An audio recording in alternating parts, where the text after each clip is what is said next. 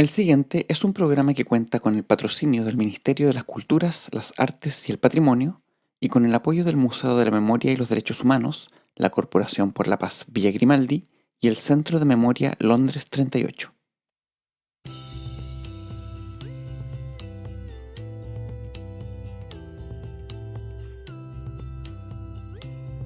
Una de las principales estrategias para mantener el control de la ciudadanía por parte del régimen durante la dictadura cívico-militar en Chile, junto con la represión, fue el manejo mediático. Sabido es que no se puede someter a una población exclusivamente por medio de la fuerza bruta y la coerción. Para lograr dicho propósito de la manera más eficiente, es necesario también contar con otro tipo de medios, los de comunicación. Son estos los que modelan la opinión de la gente e instalan algunas de las ideas que terminan por convertirse en el sentido común. El manejo mediático es una herramienta tanto o más eficiente incluso que los métodos violentos, y los operadores de la junta militar lo tenían más que claro, al igual que la artista que veremos el día de hoy, Catalina Parra, una artista que, a lo largo de sus décadas de trabajo, se ha esmerado en abordar y reflexionar sobre la producción de la prensa y sus mensajes, y de cómo estos se terminan imponiendo como discursos hegemónicos y, finalmente, como la norma. Es con ella que nos introduciremos de lleno en otro aspecto de la represión de la cual ya hemos hablado en ocasiones anteriores, pero que, hasta ahora, solo la habíamos abordado como parte del contexto en el cual a los artistas les tocaba desenvolverse. Lo que Parra hace aquí es tomar dicha censura y convertirla en el tema de su obra para mostrárnosla de una manera que genere en el espectador inquietudes y extrañezas. Crear objetos raros, jugando con la metáfora y componer imágenes a través de materiales que nos hagan preguntarnos sobre la situación de nuestras propias voces y libertad para expresarlas. Esa sería una de las características de la obra de Catalina Parra, y una de las que le da la vigencia con la que hasta el día de hoy esta goza.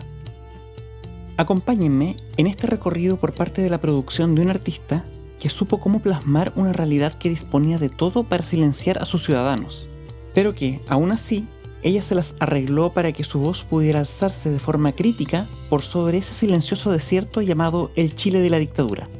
Acompáñenme en un nuevo episodio de La Mirada Censurada, un podcast sobre arte en dictadura. Sean todas y todos muy bienvenidos a una nueva edición de este espacio en el que nos damos una pausa para reflexionar sobre el arte nacional y su historia reciente.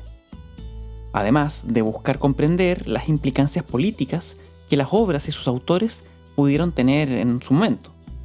Porque, aunque muchas veces no lo parezca, la práctica artística y la política tienen una vinculación sumamente estrecha, por no decir que, en algunos casos, son indivisibles. Especialmente en contextos como el que abordamos en este podcast. Pues bien, tal y como lo anunciaba en la introducción, nuestra invitada del día de hoy es la artista Catalina Parra, cuya obra resulta tremendamente elocuente y actual, dado que, como recién lo mencionaba, esta es, entre otras cosas, una crítica al poder mediático. Algo que, al día de hoy, no deja de hacernos sentido, considerando el rol que los medios de comunicación cumplen en el mundo actual, el que, no en vano, ha llegado a ser denominado por el filósofo canadiense Marshall McLuhan como una aldea global, en alusión al nivel de interconexión producto de las tecnologías de la comunicación, las que lo han llevado a parecerse, en ese sentido, a una pequeña aldea en donde todo se sabe en poco tiempo. La obra y los intereses de Parra en general apuntan a ser una crítica sobre los discursos hegemónicos de los medios de comunicación, o, dicho de forma más sencilla, son una crítica a los medios afines al poder y los discursos que estos imponen al debate público. Y, en general, la obra de esta artista se puede entender como una reflexión sobre la capacidad que estos tienen de silenciar cualquier otra voz que busque plantear una mirada alternativa. Intentamos que, en un contexto en donde las libertades individuales solo existían en el recuerdo de quienes habían alcanzado a tener conciencia antes del 11 de septiembre de 1973, la posibilidad de pensar y decir lo que queríamos estaba totalmente coartada, Asimismo, y de forma paralela a esa imposibilidad, dado el peligro que implicaba, estaba la autocensura, producto del miedo que toda esa situación podía producir. Ya fuera por una u otra razón, el resultado era el mismo: el silenciamiento de quienes no se cuadraran con el régimen. Junto con esto, uno de los trabajos que analizaremos aquí, además, se conecta de forma directa con la mitología de nuestras primeras naciones, específicamente con la del pueblo mapuche. Podemos decir también que Parra se interesó por el poder de la imagen fotográfica y la fragmentación de esta, dándole siempre un tenor poético a las temáticas tratadas, las cuales obedecían a intereses profundamente políticos, como ya hemos dicho. Empapada además de esos intereses poéticos, es que le dio una clara cabida a la utilización del elemento textual en sus trabajos, llegando incluso a participar de una de las revistas independientes más vanguardistas de su tiempo junto a su marido, el poeta chileno-alemán Ronald Kay, la llamada Manuscritos, y de la cual solo se sacó una primera edición por razones que dentro de unos instantes veremos. Cabe mencionar que una gran parte de las reflexiones que aquí haremos han sido posibles gracias al trabajo recopilatorio que ha hecho una investigadora con la cual ya he trabajado en el capítulo de Luz Donoso. Me refiero a la historiadora del arte Paulina Varas, quien, en el libro Catalina Parra, El fantasma político del arte, publicado por Metales Pesados, el año 2011, compila varios de los textos publicados en los catálogos de algunas de sus exposiciones más importantes a partir de los años 70 en adelante, como también varias entrevistas hechas por diversos investigadores. Probablemente el libro más útil que actualmente se puede encontrar en el mercado para aproximarse a la obra de Parra. Asimismo, complementaré las ideas y lecturas sobre su trabajo con varios sitios de museos y universidades dedicados al tema, y que, como ya es costumbre, dejaré todos los links aquí adjuntos por si quieren visitarlos, dado que algunos de ellos poseen imágenes de sus obras, algo que curiosamente no resulta tan fácil de encontrar en la web. Bueno, para iniciar, y siguiendo la dinámica de este programa, respondámonos la pregunta habitual: ¿quién fue Catalina Parra? Algo que muy probablemente más de algún auditor ya lo tenga claro, dado que el apellido de esta artista no es una mera coincidencia con el de una de las familias más conspicuas en el mundo de la cultura nacional. No, efectivamente Catalina Parra es la hija mayor del renombrado antipoeta Nicanor Parra y sobrina de la celebérrima Violeta Parra, probablemente una de las folcloristas, compositoras y artistas nacionales más destacada a nivel global. Con lo cual, nos hace pleno sentido y no quedan muchas dudas respecto de dónde pudo haber sacado su beta y dotes artísticos. Claramente influenciada por esta potente tradición familiar, no tuvo la necesidad de una formación académica de las artes visuales, siendo una artista netamente autodidacta, dando sus primeros pasos en este ámbito al llegar a Alemania en 1968, a la edad de 28 años. Esto por una beca que su marido, el poeta Ronald Kay, había recibido para continuar sus estudios de doctorado en la Universidad de Constance. Una estadía que se extendió hasta el año 1972, año en que regresan a Chile. Durante esos 4 años en el extranjero, la pareja se nutrió de toda la riqueza cultural que ese país les podía ofrecer, al tiempo que el mismo Kay, de familia alemana y germanoparlante desde siempre, se dedicó a dar charlas sobre historia del arte en algunos museos de la ciudad. Al menos así lo señala la historiadora del arte estadounidense Julia Herzberg en su texto Catalina Parra Reconstrucciones de 1992, presente en el libro compilatorio recién mencionado. Asimismo, se hace referencia a la activa vida social y académica que ambos llevaban ahí, formando parte de un movido grupo de estudiantes con quienes compartían visiones políticas y artísticas. Es en este contexto, en el de la Europa de 1968, que nuestra artista comienza a incursionar en los nuevos lenguajes de las artes contemporáneas.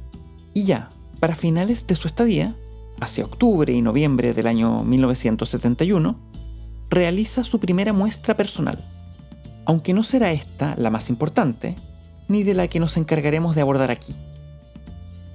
Pero me parece que es necesario mencionarla, en función de conocer los inicios de su desarrollo artístico. Aquí fue donde Parra se nutre de algunos de los artistas de la vanguardia alemana más importantes de ese país, y especialmente del grupo Fluxus, siempre explorando la técnica del collage, algo sobre lo que seguirá profundizando a lo largo de su vida. Ya para su retorno a Chile, a finales del año 1972, cuando Kay había terminado su beca, se encontraron con un país al borde del colapso, con un nivel de polarización nunca antes visto y sujeto a la escasez de alimento, combustible y una inflación descontrolada, todo aquello producto de las políticas de desestabilización llevadas a cabo por la élite empresarial chilena, la que actuaba de la mano con Estados Unidos, país que, como ya es ampliamente conocido, apoyó y financió las acciones de estos y los militares en varios países de la región. El golpe de Estado era algo que ya para esas alturas, el primer semestre del 73, se veía como algo inminente, producto de todo ese clima de inestabilidad social y efervescencia política, el que supo ser leído y aprovechado por nuestra artista en pos de su labor creativa y reflexiva. De ahí que ésta comenzara a juntar recortes del periódico El Mercurio para futuras obras. Fue en este contexto que Parra termina por concebir su exposición más importante en 1977, Imbunches, en Galería Época, ubicada en el centro de la capital, y de la cual hablaremos en unos minutos. Ya para 1980, y considerando el clima represivo en el que el país se encontraba sumido, Parra siente la necesidad de comenzar de nuevo, por lo que postula y gana una importante beca, con la cual consigue mudarse a Nueva York. Es aquí donde continúa explorando y profundizando algunos de los aspectos que ya hemos mencionado de su trabajo, exponiendo en algunos de los espacios más importantes de la ciudad. Y por otra parte, otro de los aspectos que más habría que destacar de Parra es su labor como docente, ya que prácticamente durante toda su estadía en Estados Unidos se dedicó a la enseñanza del arte en el Museo del Barrio, un espacio dedicado al arte latinoamericano y del Caribe, en donde se impartían clases a jóvenes de escasos recursos, los que en su mayoría pertenecían a la comunidad latina del barrio este de Harlem, en el distrito de Manhattan, que es en donde está ubicado este museo. Una labor que le valió el importante reconocimiento de la Asociación de Mujeres Artistas Latinoamericanas de Estados Unidos, por sus aportes a la recuperación de derechos de las minorías. Luego de su prolongada residencia en Nueva York, es nombrada en el año 2000 como agregada cultural en la Embajada de Chile en Argentina, hasta el año 2005, y reside en Buenos Aires hasta el año 2009, en donde igualmente desarrolla su trabajo artístico. Luego de eso regresa a Nueva York, en donde vive hasta el día de hoy a sus 82 años de edad. Pues bien, comencemos por abordar algunos de los aspectos generales que más nos podrían servir en función de hacernos una idea general de sus obras. Ya hemos hablado de lo político y lo poético como dos posibles aspectos, desde los cuales podríamos entender sus trabajos. Y es precisamente en relación a este segundo punto, lo poético, que se desprenden algunos de los ejes que más podrían destacar en el arte de Parra, como es el caso de lo textual. Es el elemento textual, es decir, la utilización explícita de texto en sus obras, lo que nos hablaría de forma clara de otro más de sus intereses: la literatura y las prácticas escriturales, las que siempre fueron algo a lo que Parra le prestó atención. Un interés bien marcado y que podría tener su explicación en el hecho de haber tenido a su padre, el poeta antipoeta Nicanor Parra, como fuente de inspiración y primera influencia.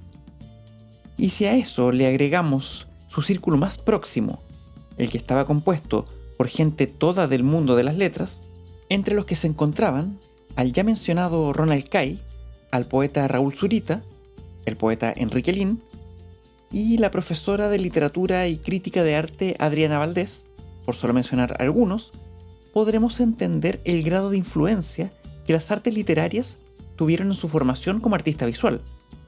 Y es en este punto cuando nos hace pleno sentido que uno de sus más importantes trabajos haya sido la colaboración que hizo para la revista Manuscritos en 1975, Esta fue una publicación sumamente vanguardista y, a estas alturas, legendaria, cuya idea surge de una manera tan poco ortodoxa como lo que en esta se imprimió.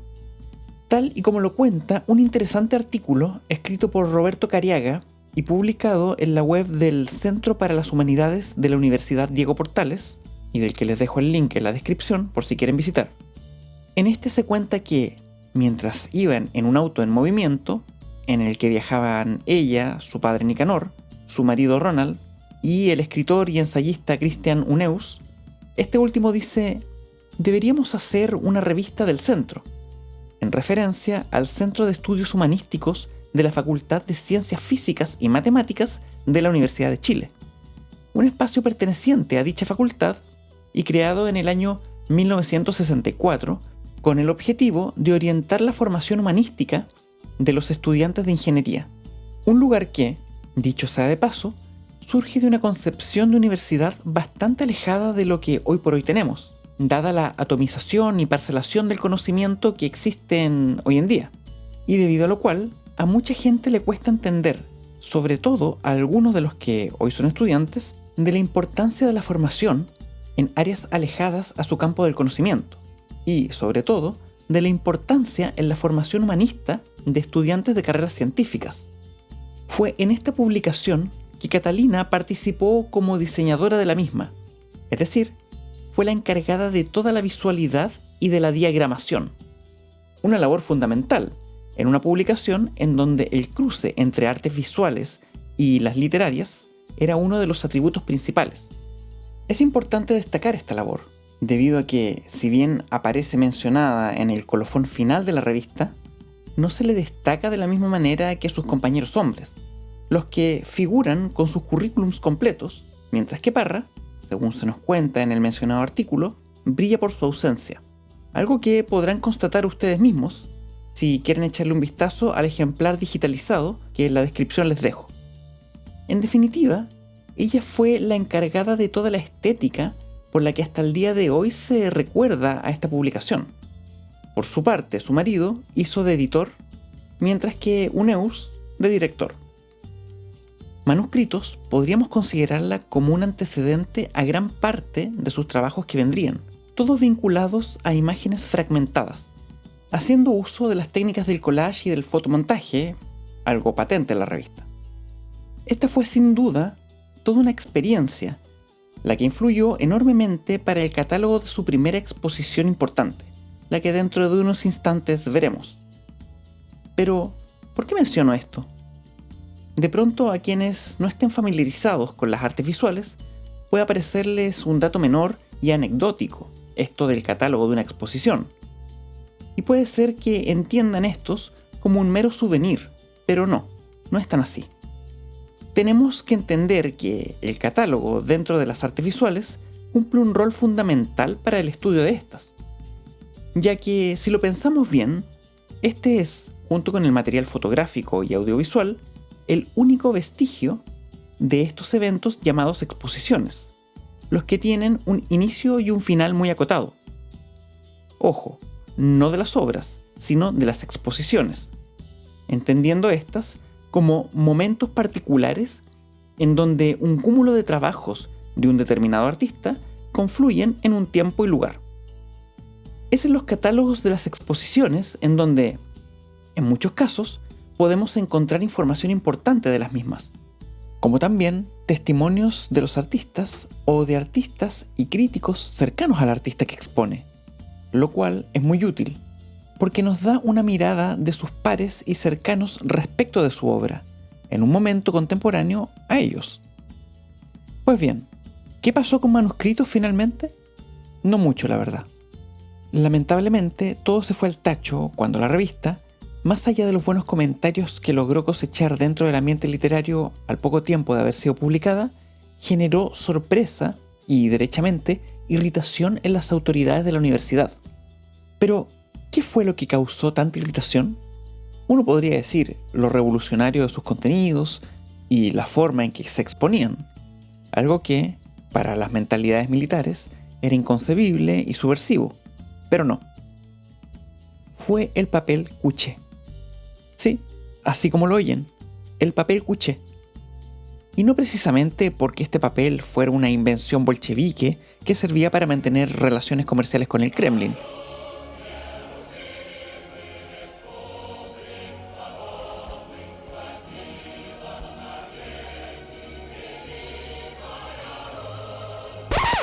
No. Porque nada tenía que ver con eso. Fue única y exclusivamente porque este papel era muy caro. Tal fue el escándalo que ni siquiera el mismo decano de la escuela pudo hacer algo cuando los militares la entendieron como un lujo innecesario. Fue un verdadero desastre que incluso le costó su puesto al director del Departamento de Estudios Humanísticos, a Cristiano Neus. Ciertamente, todos los del equipo tras la publicación subestimaron las consecuencias y las reacciones de las autoridades al pasarse por alto el consejo directivo, causando la indignación del rector de la universidad, designado por la Junta, el coronel de la Fuerza Aérea, Julio Tapia Falck. El alboroto grande conllevó también algunos de menor escala, pero no por eso menos importantes, como la pelea entre Ronald Kay y el, por ese entonces, desconocido joven Raúl Zurita, un aparecido poeta que por esos años frecuentaba la facultad y colaboró con la publicación, algo que llegó incluso a los puños, según cuentan algunos testimonios que presenciaron la gresca. Estuvieron peleados por años, pero finalmente la reconciliación ocurrió. ¿Y sobre la revista? Nada. Solo tuvo una edición y gran parte de sus ejemplares terminaron guardados en cajas durante años. Y algunos de ellos se pueden encontrar en la biblioteca de la Universidad de Chile. Ahora, si bien fue una experiencia sumamente fugaz y truncada, se puede entender como un antecedente tanto para nuestra artista como para todos quienes participaron de ella, sirviendo de experiencia y puerta de entrada a la escena artística y literaria para nombres tan relevantes dentro de la cultura actual como lo son el ya mencionado poeta Raúl Zurita, Premio Nacional de Literatura del año 2000, o bien el artista visual Eugenio Dittborn, Premio Nacional de Artes Plásticas el año 2005. En definitiva, la revista Manuscritos fue una de las primeras experiencias interdisciplinarias que caracterizarían la escena artística y cultural de los años 80, y marcando a fuego a Catalina Parra en todo lo que haría de allí en adelante. Ahora bien, el siguiente trabajo en que me gustaría centrarme es el que se entiende como la primera exposición importante que tuvo nuestra artista. Hablamos de la ya mencionada exposición Imbunches, realizada en Galería Época en el año 1977. Esta fue una muestra individual en donde Parra hizo gala de todo su talento para articular mensajes potentes y críticos de manera soterrada, para así, obviamente, evitar ponerse en riesgo. Fue una muestra que contó con 24 obras en exhibición, pero de las cuales es muy difícil encontrar todos los registros, por lo que solo hablaremos de 3 de ellas, junto con que el tiempo tampoco nos da para más. Habría que partir diciendo que las piezas que conformaban la muestra eran de naturaleza sumamente heterogénea, las que incluían collage, paneles de técnica mixta o estructuras volumétricas y escultóricas sueltas. La temática de los trabajos aquí realizados iba en dirección a configurar una crítica a la censura de la época, tomando como concepto fundamental la figura mitológica del Imbunche. De ahí el nombre de la exposición. Un personaje maléfico sacado de la mitología mapuche, quien, según la leyenda, su característica principal era la de tener todos los orificios del cuerpo cosidos, entiéndase, suturados, además de tener su cabeza doblada hacia atrás y los brazos, piernas y dedos torcidos. Un ser que servía a los brujos y vivía en sus cuevas, protegiendo la entrada de estas.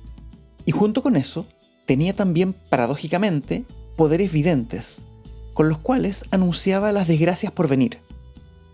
Un ser que, por su condición tullida, no puede moverse con libertad y es, además, un esclavo de los brujos, los que lo llevan de un lado para otro, arriándolo a punta de golpes con su bastón. Al entender la figura monstruosa y miserable de esta criatura, la que está condenado a estos vejámenes por parte de un tercero, es que la metáfora en relación al Chile de ese momento se nos empieza a configurar de manera más clara. Una de las obras más ilustrativas para poder entender la idea que Parra busca plantear aquí es la que lleva por nombre Imbunche Gigante y que pueden revisar en el enlace que les dejo. Una pieza que pareciera ser una suerte de muñeco de trapo de color blanco en el que se insinúa una figura humana carente de sus extremidades y cabeza. Es decir, en lugar de piernas y brazos, tiene muñones, una forma que además está cosida en sus bordes con hilo rojo.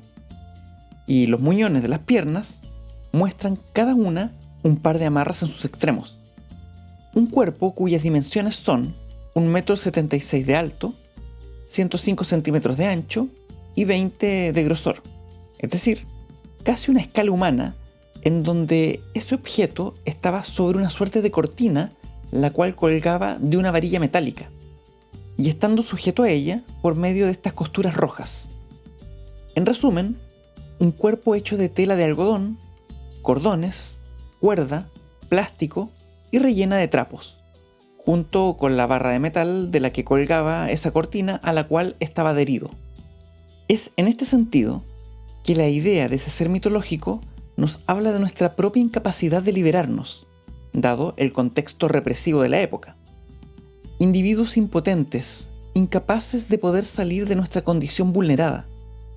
El hecho, además, de que la figura sea acéfala, apela precisamente a esa imposibilidad de poder pensar, decir y decidir libremente.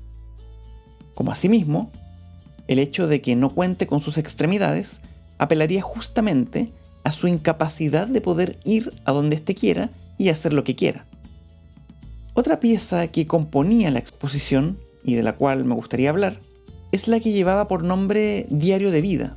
Aquí les dejo el link para que la vean. Una obra tremendamente interesante y elocuente, en donde el artista deja de lado la vertiente más figurativa de la obra anterior y se vuelca a lo que se entiende como arte objetual. Un tipo de arte que utiliza los objetos concretos tomados de la realidad cotidiana y modificados, o en otros casos, sin modificar, para, entre otras cosas, evadir lo que en arte se entiende como el yugo de la representación, es decir, esa obsesión que durante siglos los artistas tuvieron por representar la realidad y reflexionar en torno a la naturaleza del arte como algo real y concreto, y ya no simplemente como la imitación de la realidad. Bueno, ¿y qué es lo que hace aquí nuestro artista? Pues toma una pila de ejemplares del diario El Mercurio y las cose con hilo, haciendo una ruma aproximadamente de 12 centímetros de alto. Luego de eso, pone estos periódicos entre dos láminas acrílicas transparentes, material también conocido como plexiglas, una por arriba y otra por abajo, las que son apretadas por medio de 4 tuercas metálicas del tipo mariposa, ubicadas en la parte central de este volumen. En la primera plana elegida para hacer la cara visible de este imbunche, se puede leer titulares tales como "No hay motivos para alza de precios en las papas", "Pronostican en París inminente crisis política francesa", o "Soviéticos se retiran de la Copa Davis femenina". Junto con eso, acompaña en los titulares una foto en blanco y negro de unos cajones con papas en una feria libre que indican el valor del kilo. Nos percatamos de que los ejemplares usados para armar este objeto son números antiguos de este medio de comunicación, los que datan de los meses previos al golpe de Estado, y que Parra se encargó de juntar a su retorno a Chile luego de su estadía en Alemania. Resulta interesante pensar que, si bien la metáfora del imbunche se vincula, como ya lo hemos visto, con crear objetos que apelen al silencio y la impotencia a la que se sometía la población por aquel entonces, de ahí que un cuerpo sin brazos, piernas o cabeza tuviera sentido, ¿qué sentido podría tener un objeto de estas características? Obviamente, hay que entender que aquí las referencias figurativas nos sirven para aproximarnos a dicha obra. Esto debido a que, como lo señalamos hace un momento, este tipo de arte se escapa de lo meramente representacional. No busca remitir a la realidad de forma indirecta, como lo haría una representación, sino que busca traer la realidad de forma concreta al lugar de exposición. ¿Y cuál sería esa realidad? Precisamente el objeto que la constituye, el periódico El Mercurio. Un objeto que forma parte tangible de nuestra realidad cotidiana y de nuestra historia como chilenos y chilenas. Un diario que, para todos quienes hayan nacido en este territorio, sabrán el rol que ha jugado a lo largo de la historia de Chile. Es difícil encontrar dentro de nuestra historia un medio de comunicación que haya cumplido un rol más nefasto en nuestro país como el diario El Mercurio, el más antiguo que actualmente está en circulación, fundado en el año 1827 en Valparaíso, y que en 1875 pasa a ser propiedad de la familia Edwards, una familia aristócrata de empresarios y políticos que, desde ese entonces y hasta hoy en día, han sido sus principales dueños. No es posible entender de forma cabal la historia moderna de Chile sin tener que mencionar, al menos en algún momento, el nombre de este medio, cuyo rol en nuestra historia, como ya lo dije, ha sido sumamente infame. Ya a estas alturas se sabe de cómo este periódico, durante los años del gobierno de la Unidad Popular, recibió financiamiento de Estados Unidos. Es información desclasificada por el mismo gobierno norteamericano, que el periódico recibiera dinero para llevar a cabo una operación de descrédito de la Unidad Popular.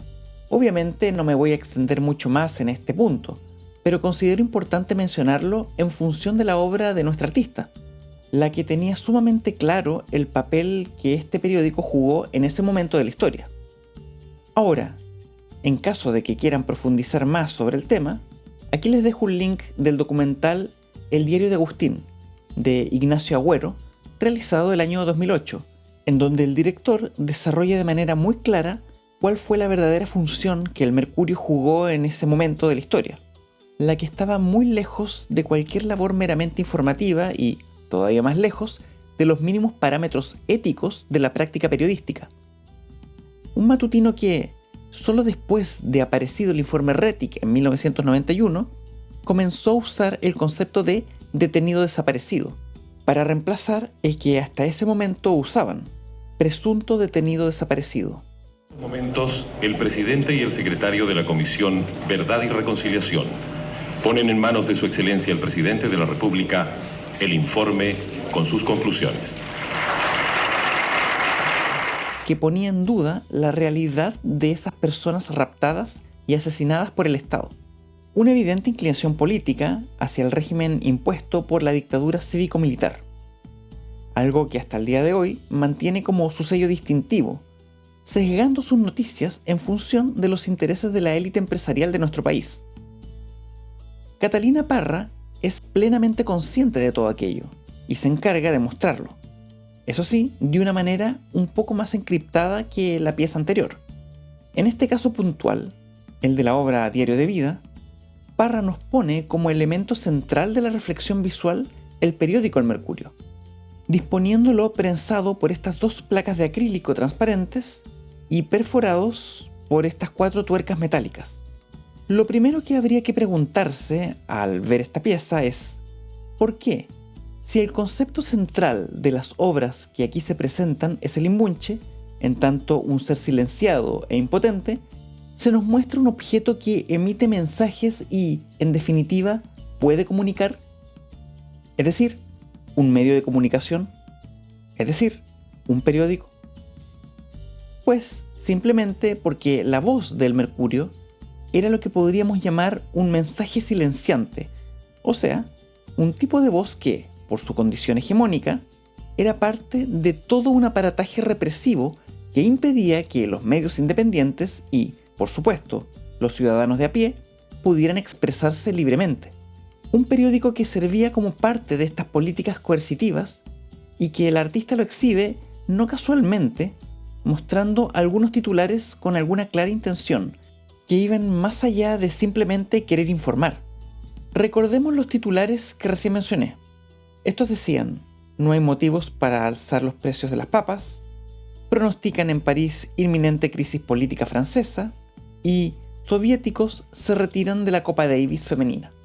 Cuando los lectores ven en una misma plana las ideas crisis política, alza de precios y soviéticos, considerando el contexto de Guerra Fría y el temor al comunismo, automáticamente nuestro cerebro procesa esa información de manera negativa, ayudando a la amplificación de ese sentimiento de malestar, generando una percepción de la realidad todavía más hostil. Y si a eso le agregamos que era una labor sistemática que se hacía día tras día a lo largo de los 3 años que duró el gobierno de la Unidad Popular, podemos entender que haya surtido efecto, sin mencionar que este solo era uno de los medios de comunicación que estaban en esa tarea. Habría que sumarle además a los otros medios impresos, de los cuales el Mercurio era el más grande y que, de hecho, era propietario de algunos otros, y obviamente a los canales de televisión y las radios a lo largo de todo el país. Ahora, ¿qué papel juega el elemento del plexiglas que mantiene prensadas las páginas del periódico en cuestión? Una posible lectura sería la que el acrílico viene a simbolizar la condición de represión del contexto histórico en que se encuentra el país. 1977 ha sido considerado el momento más duro de la violencia de Estado, y la transparencia del material podría apelar a la visibilidad que tenían los mensajes emitidos por este medio. Una translucidez que, paradójicamente, no mostraba lo que había detrás del mero hecho de, entre comillas, informar. A eso habría que agregarle las tuercas, que hacían de elementos casi de tortura, que sujetaban y unían ambas láminas de acrílico, arriba y abajo. Sin mencionar también los hilos blancos que cosían los bordes de esta pila de diarios, que se mostraban cual cicatrices sobre un cuerpo, aludiendo nuevamente a la figura del imbunche, y siendo los hilos y las punzadas formas de simbolizar la violencia ejercida sobre los cuerpos. Y ya para concluir con el análisis de esta pieza, simplemente remitirnos al título que ésta lleva: Diario de vida. Un juego de palabras que hacía una clara alusión a la dinámica diaria a la que la ciudadanía se sometía, poniendo de elemento central de la obra el diario El Mercurio, y obviamente aludiendo a la idea del diario de vida como una bitácora que las personas hacen de su cotidiano, el que en este caso era evidentemente hostil. Por último, y para cerrar esta revisión parcial de la muestra Imbunches, es que hablaré brevemente de una última pieza, la que es titulada Cicatriz. Creo interesante abordarla, dado que posee una naturaleza física distinta a las dos anteriores. Esta es una fotografía, o habría que decir, un collage fotográfico, o montaje fotográfico, o fotocollage, como sea. Más allá de las etiquetas que se le quieran dar, este trabajo obedece a otro tipo de obras que también conforman la muestra. Aquí se las dejo para que le den un vistazo cuando puedan. Una obra que consistía en una imagen compuesta por una fotografía en blanco y negro y rota en dos, la que mostraba lo que pareciera ser un cuerpo de alguien en un río, quien viste una suerte de manta o sábana blanca y que se alcanzan a divisar sus ojos entre la tela que lo viste. Es una obra compuesta no solo por esta fotografía, sino también por gasa e hilo rojo, y que tiene unas dimensiones de 38 por 29 centímetros aproximadamente. De ahí que esté más próxima al collage que a la fotografía más pura. Pues bien, todos estos elementos se conjugan para dar un claro mensaje que va en la misma línea que hasta ahora hemos visto en el trabajo de Parra: intentar denunciar y reflexionar en torno a la condición impotente, tanto de palabra como de acción, a la que se sometía al pueblo de Chile. La imagen que nos muestra pareciera ser la de una persona que está recostada en el caudal de un río de muy baja profundidad. La fotografía está rota de forma manual en dos partes, dejando ver las roturas irregulares de esa manera de partir el papel, y nos damos cuenta que esa rotura está surcida con hilo rojo, y entre medio se ven retazos de gasa blanca. Toda esta composición pareciera estar sobre una superficie de cartón negro. Volvamos a la imagen y detengámonos en esta. Un cuerpo en un río. La vemos y no es posible pensar en otra cosa que no sea una de las tantas víctimas arrojadas al río Mapocho y encontradas en su ribera. La rotura de la imagen hace referencia nuevamente a la herida, y por defecto al sufrimiento de las víctimas de la violencia estatal. Y los hilos que la vuelven a unir, en una suerte de juntura mal hecha, casi como una cicatriz mal cerrada, nos hablan de una marca que nunca se irá. De ahí el nombre de la obra. Pues bien, finalmente, para cerrar el viaje que hemos hecho el día de hoy a través de la obra de esta artista, o parte de ella, solo me gustaría agregar que el trabajo que aquí se ha analizado es una clara muestra de la capacidad que tiene el arte de jugar con elementos tan variados como lo son un periódico matutino, personajes de la mitología mapuche, u objetos cotidianos como lo son el hilo, la aguja o las fotografías, todos combinados para dar cuenta, una vez más, de la capacidad denunciatoria de la práctica artística. Algo que ya habíamos visto con Luz Donoso y con Codocedo, pero que, en esta ocasión, las obras revisadas se escapan de la bidimensionalidad de los trabajos de Donoso o de la performatividad de las acciones de Codocedo, haciendo que nos enfrentemos a objetos de naturaleza tremendamente heterogénea y que buscan, por sobre todas las cosas, denunciar la censura. Un ejercicio que podría entenderse como paradójico, dado que son dos conceptos que se contraponen: denunciar y censurar.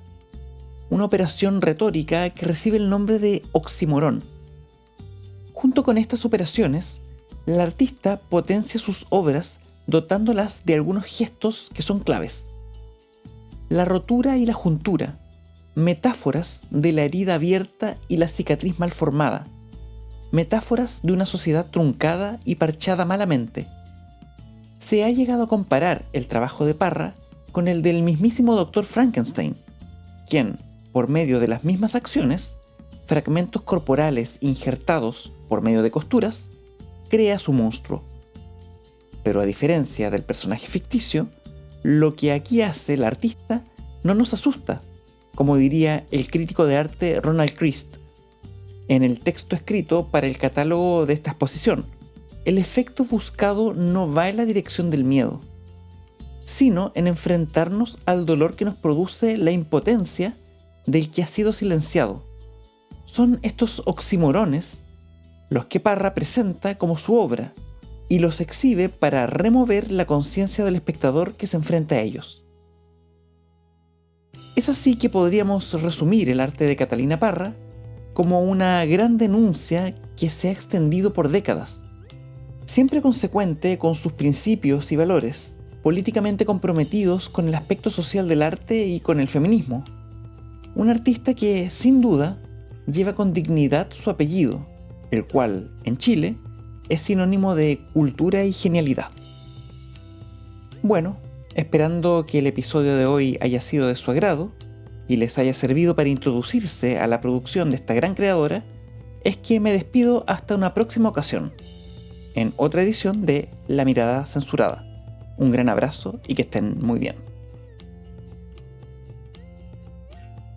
Quisiera agradecer encarecidamente a Leonardo Ramela, ingeniero, sonidista y músico, productor y editor del podcast, y a quien pueden escuchar en su canal de YouTube. A Damián Jones, músico, compositor y autor de las envolventes melodías que aquí pudieron escuchar, y a quien pueden seguir en todas sus redes sociales como Damián Jones. Y finalmente, un agradecimiento especial a Yasmín Fabris, diseñadora y autora de la gráfica que le da imagen a este podcast.